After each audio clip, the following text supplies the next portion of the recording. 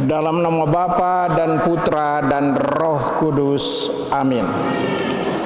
Seorang remaja milenial beberapa tahun lalu diangkat oleh Paus Fransiskus sebagai orang kudus. Namanya Carlo Acutis. Seorang remaja seperti remaja yang lain, tetapi ada kekhususan dalam remaja ini. Dia rajin ke gereja. Dia rajin mengikuti perayaan Ekaristi setiap pagi. Bahkan dia berkata Ekaristi adalah jalan tol menuju surga. Dia rajin sembahyang dan suka menolong orang lain. Sebaliknya, orang tua memang adalah orang Katolik, tetapi pemalas datang ke gereja. Tidak berdoa. Yang luar biasa, satu saat orang tua bertobat karena melihat Carlo Acutis, anaknya, seorang yang beriman sejati. Carlo Acutis telah menjadi cahaya bagi orang tuanya, dan akhirnya orang tua mencari Allah, mencari Yesus. Saudara-saudari sekalian yang terkasih, seperti Carlo Acutis, kita sekalian dipanggil untuk menjadi terang atau cahaya bagi orang lain. Kita dengar tadi dari bacaan Injil kesaksian Santo Yohanes pengarang Injil. Terang sesungguhnya yang menerangi setiap orang sedang datang ke dalam dunia. Terang itu telah ada di dalam dunia, dan dunia dijadikan olehnya, tetapi dunia tidak mengenalnya. Ia datang kepada milik kepunyaannya, tetapi orang-orang kepunyaannya itu tidak menerima. Yesus yang lahir di kandang adalah terang yang sesungguhnya, cahaya yang sesungguhnya, bukan terang palsu. Yesus adalah terang yang benar yang telah datang ke dalam dunia. Karena itu pantas kita bersyukur karena kedatangan Yesus menerangi dunia. Coba bayangkan kalau Yesus tidak datang ke dalam dunia yang penuh dengan kegelapan, manusia yang penuh dengan kegelapan. Kita bayangkan bahwa dunia ini penuh dengan konflik, dunia ini penuh dengan perselisihan, dunia ini penuh dengan kejahatan. Saudara-saudari sekalian yang terkasih, Yesus adalah terang yang sesungguhnya, cahaya yang sesungguhnya, yang menerangi seluruh dunia. Tidak ada kekuatan yang bisa mengalahkan terang ini. Kekuatan dosa dan kekuatan-kekuatan jahat lainnya. Segala bentuk kegelapan telah dihancurkan oleh kedatangan Yesus Sang Penyelamat. Saudara-saudari sekalian yang terkasih, tidak jarang kita hidup di dalam kegelapan. Walaupun kita sudah orang Katolik, sudah dipermandikan, sudah menerima sakramen Krisma dan sakramen lain, Kita diberkati dalam perkawinan kita secara Katolik, tetapi tidak jarang kita hidup dalam kegelapan.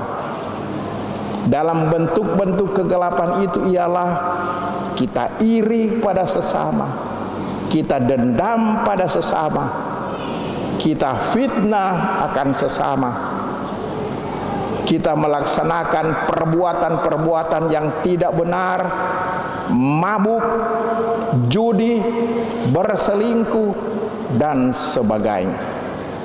Kekerasan mewarnai kehidupan kita. Seringkali bukan terang mewarnai keluarga kita, tapi kegelapan. Terus-menerus ada konflik dalam rumah tangga, dari hari Senin sampai hari Minggu, dari pagi sampai malam.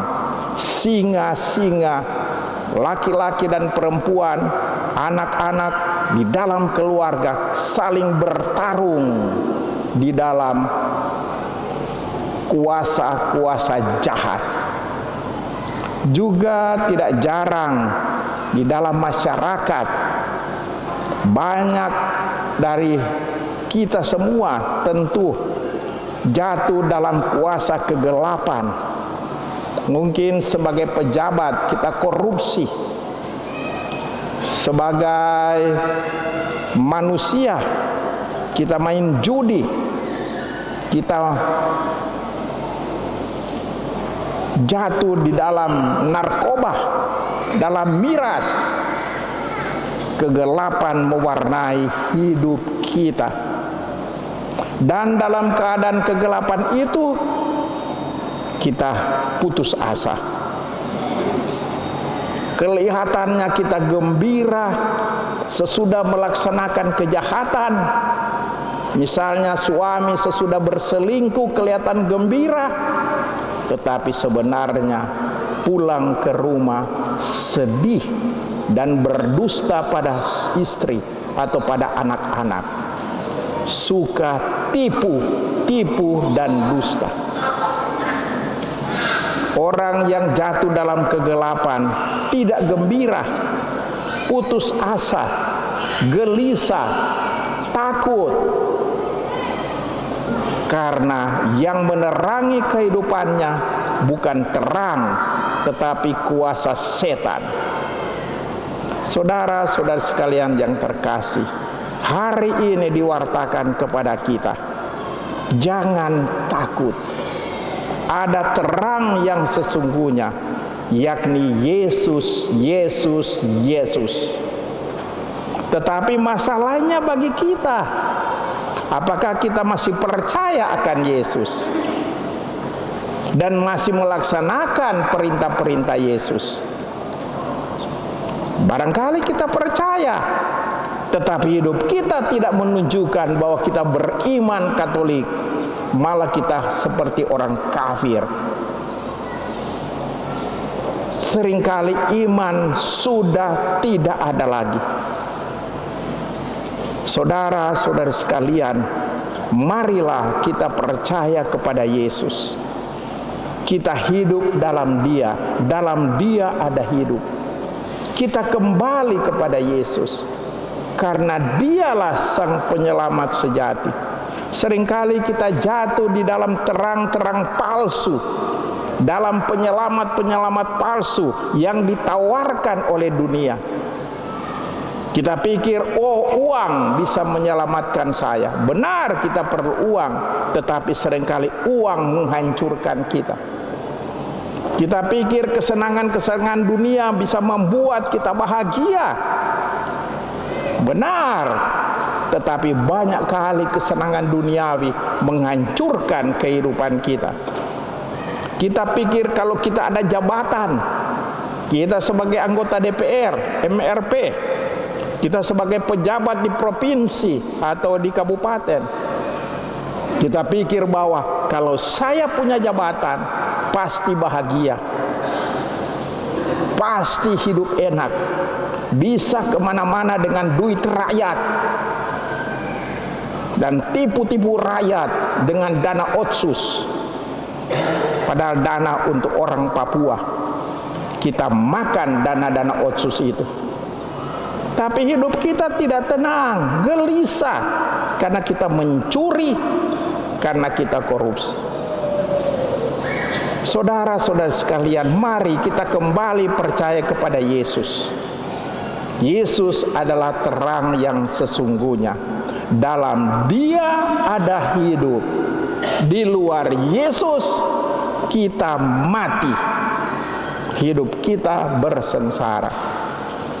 Di akhir khotbah ini saya akan mengutip kata-kata dari Paus Yohanes Paulus yang kedua, Santo Yohanes Paulus kedua. Katanya, jangan takut, bukalah pintu bagi Kristus yang selalu memiliki sesuatu yang luar biasa untuk hidup kita.